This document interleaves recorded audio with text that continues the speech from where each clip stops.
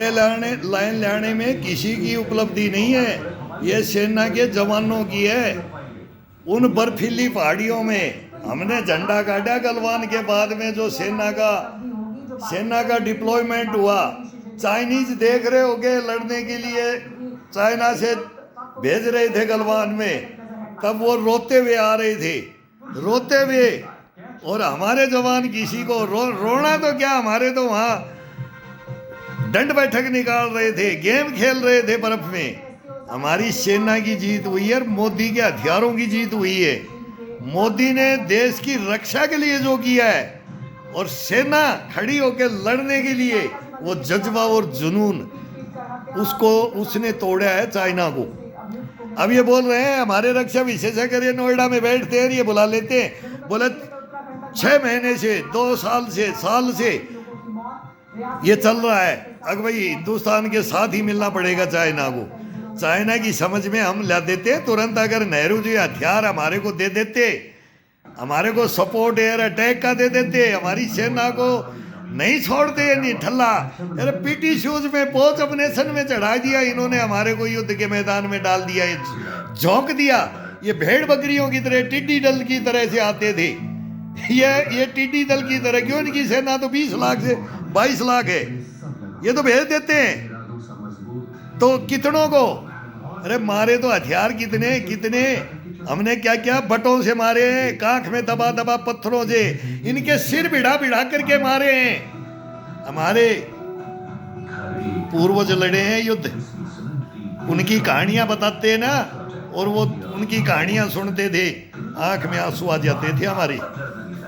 जब हम बच्चे थे, अगीस ने हिंदुस्तान की राजनीति ने क्या किया, वो हड़पवा दी, वो जमीन इस चाइना को दे दी और चाइना को जीता हुआ घोषित कर दिया। चाइना नहीं जीत सकता था।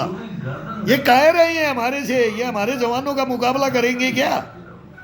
देखा होगा हिंदुस्तान ने, ये अभी तनातनी हुई जब मीटिंग रोते हुए आ रहे थे, गिर रहे थे, पड़ रहे थे, इनसे चला नहीं जा रहा था पहाड़ियों में। और अब बोला श्रेय तो सब ले लेंगे ना, ये गर्दन हमारी सैनिकों को ही काटते हैं।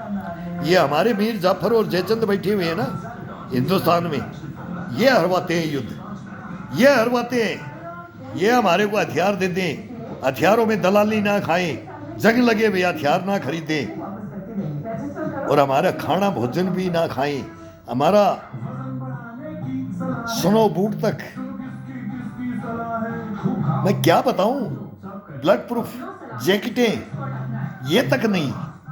हिंदुस्तान की वो हालत कर रखी थी 2014 में, 2004 से 14 में ये मनमोहन सिंह ने देश का बेड़ा गर्क कर दिया था। ये एंटोनी ने, पी चिदम्बरम ने क्या किया था? देखा था, प्रधानमंत्री था, फाड़ देते थे इनके जो भी डॉक्यूमेंट्स प्रधानमंत्री लेता था टेबल पे, इस पे साइन कर। गूंगा बहरा प्रधानमंत्री बना करके बैठा दिया था हिंदुस्तान में। लेकिन अब नहीं है, वो आयरन लेडी थी तो अमेरिका को शिक्षा लग गई थी, और अब लग गई है ये आयरन मैन है, ये ददीच है, ददीच। नहीं रोक सकता अभी कोई हिंदुस्तान को, हर जगह हमारा फैसला चलेगा। अभी देखना जितने युद्ध होंगे, युद्ध हम रुकवाएंगे। रूस का और यूक्रेन का भी हम ही रुकवाएंगे, इजराइल का, ईरान का हम रुकवाएंगे, हम ही रुकवा सकते हैं। उत्तर कोरिया, दक्षिण कोरिया हमारे सबसे बनती है। इधर अब चाइना की बन गई है, तो जापान से बन रही है, ऑस्ट्रेलिया हमारा है, फिर ताइवान, फिलीपींस, एक पाकिस्तान है। इसको हम देख लेंगे इसको। अब की बार इसके 4 टुकड़े कर करके इसको खत्म ही कर दिया जाएगा। तेरा तू सी पैक का अपना हिसाब उधर ले रही है, इधर हमारा देते पियोगा। दादा हिंदुस्तान और चाइना बांट लेंगे। ये आएगा भी, इतिहास आएगा आगे। ये किया है ना जो हमारे साथ, ये देख लेंगे, हम देख लेंगे, आएगा, मजा आएगा भी। मैं बोलता हूँ ये फर्स्ट में मैं बोल दिया था, अब तख्ते ताज हिलेंगे। 4 साल से मैं बोल रहा हूँ, अब तख्ते ताज है ना, वो सब हिल जाएंगे।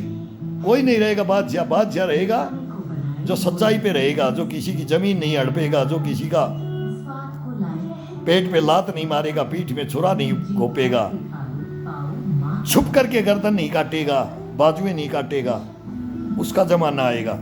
देखते देखते रहो, देखते रहो।